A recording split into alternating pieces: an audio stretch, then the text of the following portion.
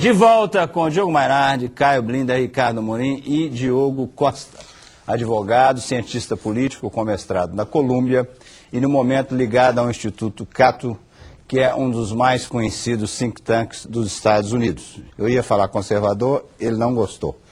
E, além disso, ele edita o site Ordem Livre. Exatamente. Bem-vindo, Diogo. Muito obrigado. O que é o Ordem Livre? É um site, o que vocês põem lá? O Ordem Livre é um projeto do Cato Institute para a divulgação de ideias liberais no Brasil. Princípios de mercado livre, governo limitado, paz, não intervenção. Qual é a diferença? O que é liberal? Eu queria falar, qual é a diferença de liberal e conservador? O liberal não é cara que gosta de liberdade sexual, também, mas não é só nessa questão. É uma questão mais ideológica, doutrinária, né? Vamos explicar para todo mundo. O liberal acredita que a liberdade é o bem comum. Então, ele não tem problemas com a liberdade política, a liberdade civil. Ele não quer usar o Estado para moralizar a sociedade, ele não quer usar o Estado para exportar a democracia para o resto do mundo. Ele acredita que os povos e as pessoas têm essa autodeterminação. Não, vocês defendem, por exemplo, imigração livre, não é?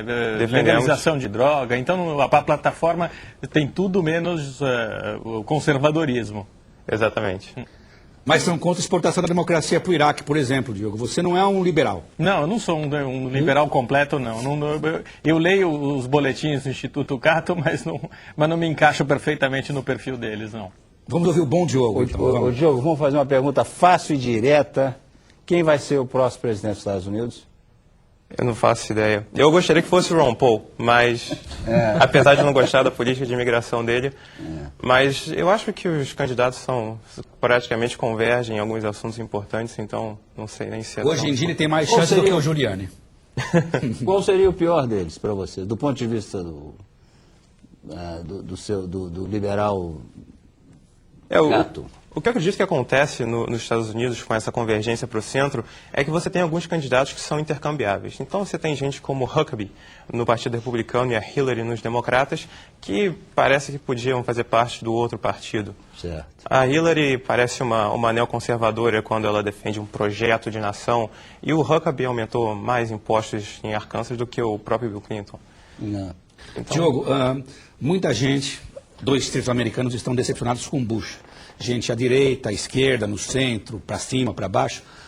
Para a gente do teu instituto, o que existe mais decepcionante? Onde que foi a grande traição ideológica do Bush?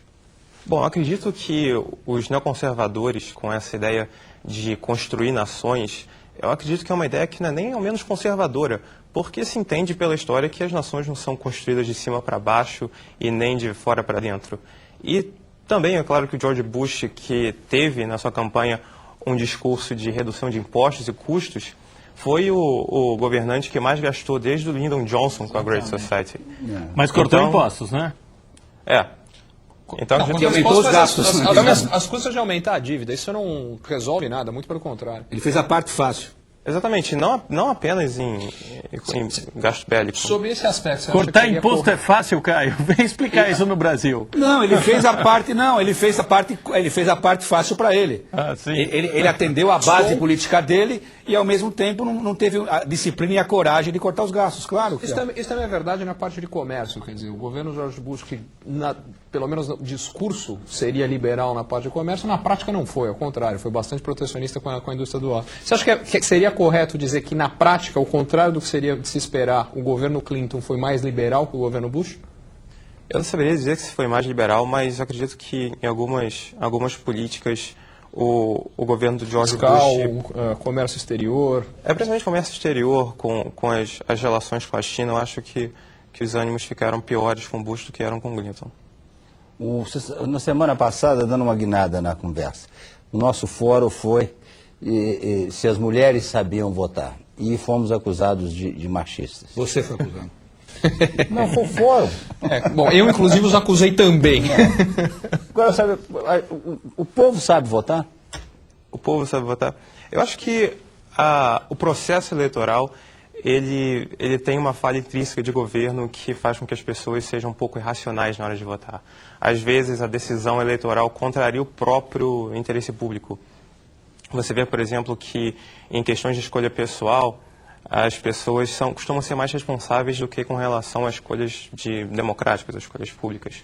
Uma pessoa, por exemplo, que pessoalmente acredite que os males do álcool são mínimos ou são equivocados, provavelmente vai perder o seu emprego, o seu casamento, até a sua vida. Existe um custo muito grande para essa decisão. Mas as decisões políticas não têm esse mesmo custo. Pelo menos o custo não é efetivamente pessoal. Não. Então, a pessoa que acredita que, por exemplo, a responsabilidade fiscal para o governo é apenas um discurso de economista, ela vai continuar tendo a vida dela normalmente. Se a pessoa muda a opinião sobre aquecimento global ou sobre o socialismo, ela não vai perder a família dela, não vai perder o emprego dela.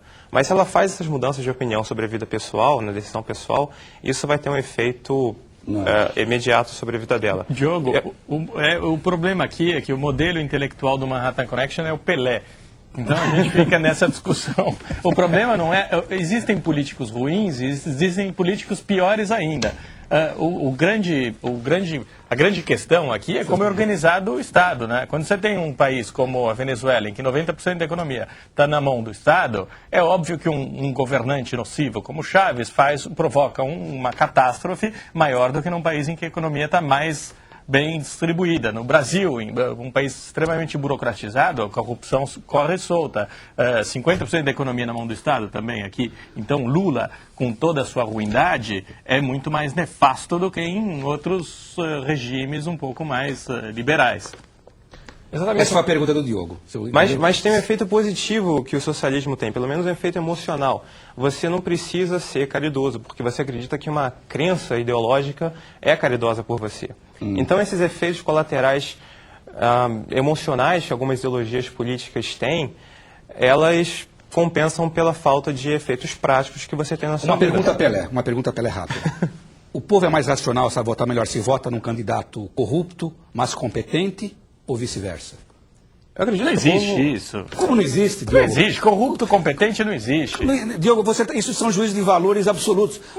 A corrupção tem uma conversa clara, como aconteceu, por exemplo, na Coreia do Sul. O povo decidiu escolher o suposto candidato da competência econômica. Você está mexendo no meu roteiro. Eu estou voltando à história. Essa é a pergunta que você atrapalhando o meu roteiro. Claro, evidente que existem essas categorias. Eu prefiro o roubo, eu roubo, mas faço. É uma coisa clássica da política brasileira, desde a democracia. Deixa o Diogo. Essa é a pergunta para o Diogo. Yeah. Eu fui interrompido pelo outro Diogo.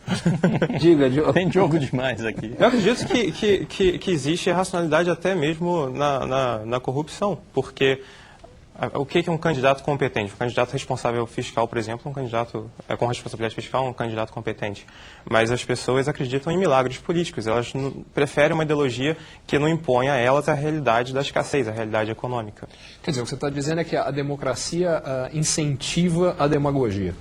Ela incentiva, sem dúvida, sem dúvida.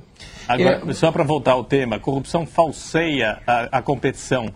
O capitalismo, que é a base dos países. Os países não funcionam quando tem corrupção. Quando você privilegia, quando você aceita a corrupção, é óbvio que você vai facilitar e vai favorecer um grupo econômico incompetente, que não tem a competência para agir de forma mais eficiente no Estado. Então a corrupção é sempre ineficiente.